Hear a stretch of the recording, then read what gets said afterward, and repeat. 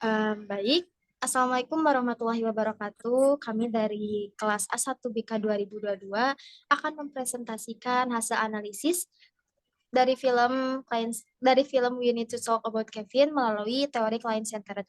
Sebelumnya kami beranggotakan 4 orang. Yang pertama saya pribadi Putri Dilan, lalu rekan saya ada Anur Hoirunisa, lalu ada Amelia Syafaira dan Ayu Ati.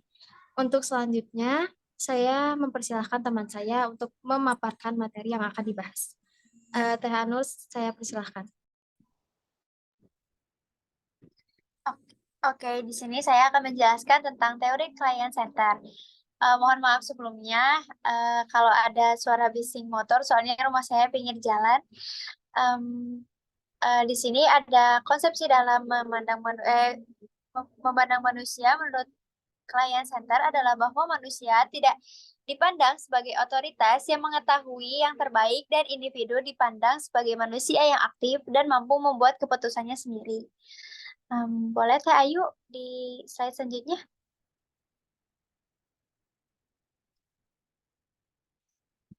Nah, ada konsep kunci dan teknik client center. Di sini pertama saya akan menjelaskan dulu tentang konsep kunci. Konsep kunci client center itu manusia dipandang sebagai subjek yang bebas, merdeka untuk menentukan arah hidupnya. Manusia cenderung untuk melakukan aktualisasi diri dan konseling itu juga harus berfokus pada klien, bukan pada konselor.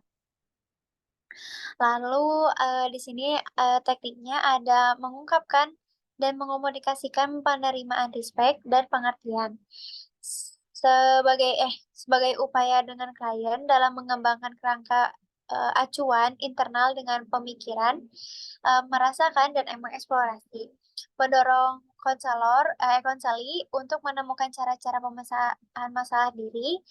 Mereka juga merefleksikan isi dan perasaan-perasaan, menjelaskan pesan-pesan, dan membantu konseli untuk memeriksa sumber-sumbernya sendiri. Dalam teori client center, konseling juga harus berfokus pada klien dan konselor harus membantu klien untuk menemukan cara-cara pemecahan masalahnya sendiri. Teknik yang digunakan dalam konseling client center adalah mengungkapkan dan mengomunikasikan penerimaan, respect, dan pengertian, serta berbagai upaya dengan klien dalam mengembangkan kerangka acuan internal dengan memikirkan, merasakan, dan mengeksplorasi. Konselor client center merefleksi isi dan perasaan-perasaan, menjelaskan pesan-pesan, membantu konseli untuk memeriksa sumbernya sendiri, dan mendorong konseli untuk menemukan cara-cara permasalahannya. Baik, selanjutnya akan dijelaskan oleh rekan saya. Selanjutnya, Teh Putri. Baik, saya akan menjelaskan bagaimana sinopsis film dari We Need to Talk About Kevin. Film ini mengisahkan bagaimana tentang emosional anak yang tidak dididik oleh orang tuanya ketika ia masih kecil, sehingga emosional itu terus berlanjut dan memberikan dampak negatif dalam jangka panjang. Sehingga ketika ia menuju pertumbuhan dewasa, emosionalnya menjadi tidak terkontrol. Salah satunya ketika ia emosi, ia akan berpikir bahwa membunuh adalah salah satunya jalan untuk menyelesaikan sebuah permasalahan yang ia hadapi. Terlebih, Kevin tersebut membenci ibunya sendiri. Saya persilakan untuk rekan saya yang selanjutnya. Baik, terima kasih kepada Teh Dilan sebagai moderator dan rekan-rekan saya yang lainnya. Sebelumnya mohon maaf tidak bisa on cam dikarenakan sinyalnya tidak bagus. Oke, saya akan menjelaskan konflik yang ada di dalam film We Need to Talk About Kevin ini. Yang pertama, Kevin itu mengidap sudah jelas Kevin itu mengidap gangguan mental sosiopat gitu ya. Terus yang kedua juga Eva yang tidak siap menjadi seorang ibu. Terus yang ketiga ikatan batin antara anak dan ibu itu sangat mempengaruhi tumbuh kembang. Terus yang kelima, Eva disiksa secara mental oleh Kevin putranya. Yang keenam, Eva mendapat hukuman sosial dengan dibenci oleh seluruh penduduk. Nah, resum dari permasalahan yang harus diselesaikan yaitu yang pertama, mengapa Kevin bisa tumbuh menjadi seseorang yang memiliki jiwa sosiopat. Terus yang kedua, faktor apa saja yang menjadi penyebab gangguan kepribadian psikopatik ini? Terus yang ketiga, apakah karena Eva yang belum siap menjadi seorang ibu membuat Kevin menjadi karakter yang jahat ataukah memang Kevin ini sudah sadis dan jahat secara genetis? Nah, kalau misalkan melihat dari film ini, Kevin itu tumbuh menjadi seseorang yang memiliki jiwa sosiopat itu bukan karena genetik gitu ya, tapi mungkin memang karena ada keterlambatan dari fungsi otaknya gitu. Terus juga kan faktor penyebab dari sosiopat ini ada 3. Yang pertama itu faktor genetik, terus yang kedua itu ada perubahan fungsi otak, nah yang ketiga ini ada traumatis. Kalau misalkan dilihat dari faktor yang pertama secara genetik, melihat orang tuanya Kevin, ibunya dan ayahnya itu mereka tidak memunculkan tanda-tanda bahwa mereka ini memiliki gangguan mental gitu ya. Terus juga yang kedua itu perubahan fungsi otak. Kalau dilihat dari filmnya, kayaknya memang si Kevin itu ada keterbatasan dan Kevin itu memang kelakuannya itu agak aneh. Mereka itu si Kevin ini tuh cerdas dan pintar, tapi tidak disalurkan oleh orang tuanya. Jadi Kevin itu tumbuh menjadi orang yang kurang responsif, kurang ekspresif. Terus si Kevin ini juga jadi orang yang benar-benar introvert banget. Nah, kalau misalkan dilihat dari faktor yang kedua ini, bisa jadi Kevin ini memiliki jiwa sosiopat karena memang ada perubahan fungsi otak gitu ya. Terus yang ketiga itu ada traumatis masa kecil. Nah, ibu Kevin itu belum siap punya anak. Terus karena ibu Kevin itu merasa belum siap, jadi mungkin anak itu beban gitu ya buat si Eva ini, buat ibunya Kevin ini gitu ya. Makanya Kevin tuh lahir dalam keadaan si ibunya tuh belum mau punya anak gitu ya. Jadi ikatan batin antara Eva dan Kevin tuh em, kurang deket gitu ya, bertolak belakang gitu. Terus selanjutnya kan ada scene di mana Kevin tuh buang air terus gitu ya. Nah, di situ tuh ada apa ya part Eva yang kesal gitu ya ke si Kevin. Mungkin dari situ Kevin tuh kalau kalau nggak salah Kevin tuh kan dibanting nih sama si ibunya. Mungkin dari situ Kevin tuh ada traumatis dan jadi kayak punya dendam tersendiri gitu loh ke si ibunya. Nah, dari faktor yang ketiga ini juga bisa jadi adanya sisi atau adanya gangguan gangguan sosiopat gitu yang diidap oleh Kevin kayak gitu.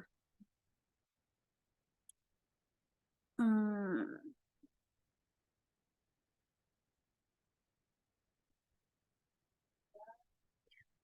Nah, terus juga kayaknya memang Eva yang belum siap menjadi ibu itu sangat mempengaruhi kenapa Kevin menjadi orang yang dingin, terus menyebalkan. Dan juga jadi jahat gitu ya karena mungkin ikatan batin antara orang tua dan anak itu kalau misalkan si ibunya udah siap jadi ibunya tuh kan nanti bakalan sayang banget nih ke anaknya jadi anaknya tuh bakalan jadi anak yang hangat gitu ya. Nah, Kevin tuh udah sadis dan jahat tuh udah sadis dan jahat tuh dari kecil gitu ya. Kalau misalkan si Kevin itu enggak sadis dan jahat secara genetis, kalau dilihat dari ibu dan ayahnya tuh mereka dua-duanya tuh seorang yang periang dan ceria gitu ya. Sebelum punya anak tuh mereka berdua orang yang benar-benar menyenangkan dan suka traveling gitu lah. Nah, jadi ibu dan ayahnya tuh tidak menurunkan sikap jahat dan sadis ke Kevin. Jadi Kevin jahat karena pure memang kepribadian dia yang kayak gitu dan juga emang karena mungkin ibunya tekanan dari ibunya mungkin secara genetis enggak sadis dan enggak jahat gitu. Oke, selanjutnya saya kembalikan ke moderator. Baik, yang terakhir untuk pengimplementasian counseling client centered akan dijelaskan oleh rekan saya yang selanjutnya. Rekan saya yang selanjutnya dipersilahkan. Baik, terima kasih kepada Teh Putri Dilan. Baik, saya akan menjelaskan tentang bagaimana penerapan konseling client center terhadap kasus tersebut menggunakan teknik. Yang pertama ada teknik acceptance atau penerimaan. Nah, ketika dalam film tersebut Eva itu tidak menerima bahwa ia memiliki anak dan suami, nah di sini Eva harus bisa lebih menerima. Yang kedua itu ada teknik understanding. Nah, jadi teknik ini teh Eva harus lebih memahami dan mengerti kenapa anaknya teh bisa seperti itu gitu ke Eva sendiri. Yang selanjutnya ada teknik respect, yaitu rasa hormat. Nah, dalam penerapan di sini, bagaimana sih si Kevin itu teh caranya memiliki rasa hormat terhadap ibunya. Yang selanjutnya ada teknik reassurance atau menenteramkan hati dan meyakinkan. Nah, di sini tuh Eva harus lebih merefleksikan dirinya terhadap masalah yang Eva alami dan dengan sabar. Dan juga harus yakin bahwa setiap permasalahan itu kan nanti ada jalan keluarnya ya. Yang selanjutnya juga ada teknik reflection atau memantulkan pertanyaan dan perasaan. Ketika Eva sudah menerima, yakin, dan juga ya yakin gitu. Nah, Eva berusaha ngobrol dan bertanya nih ke si Kevin teh, kenapa Kevin gitu gitu ke Eva, gitu ke ibunya. Alasannya apa gitu kan ada di scene terakhir ya kalau nggak salah. Baik, saya kembalikan lagi kepada moderator. Baik, terima kasih Tamel. Karena pemaparan materi mengenai film We Need to Talk About Kevin menggunakan Client Centered sudah selesai, kami tutup Zoom ini dengan mengucapkan Alhamdulillah. Lalu sebelumnya kami juga meminta maaf jika ada kesalahan dalam mengerjakan tugas ini. Terima kasih. Wassalamualaikum warahmatullahi wabarakatuh. Waalaikumsalam warahmatullahi Warahmatullahi wabarakatuh.